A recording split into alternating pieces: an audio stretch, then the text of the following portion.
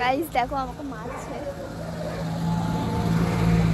মায়াপুরে যাচ্ছি, শোনো শোনো, যাচ্ছি মায়াপুরে, কিন্তু ফিল পুরো দীঘার মতো, কারণ আমি আছি। হ্যালো এভরিওয়ান, সবাই কেমন আছো? আমি তো খুব ভালো আছি। ভালো থাকবো না কেন বলো? ঘুরতে যাচ্ছি বলে কথা, ঘুরতে গেলে তো সবার মন ভালো হয়ে যায়। তো সেরকমই আমার মন খুব ভালো ছিল।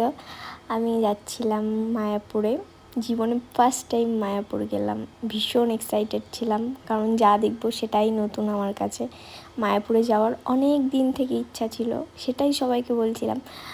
তো সেটা আমার ফুলফিল হলো। ভীষণ মজা করেছি আমরা সবাই মিলে।